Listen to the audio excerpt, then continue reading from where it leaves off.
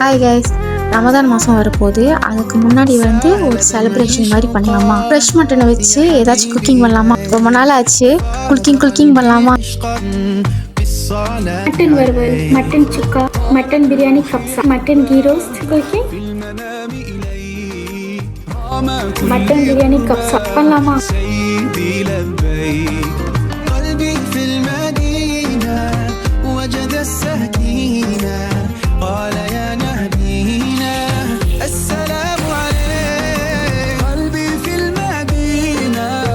وجد السكينة محمد نبينا السلام عليك صلوات الله وسلامه عليك يا رسول الله صلوات الله وسلامه عليك يا حبيب الله صلوات الله وسلامه عليك يا رسول الله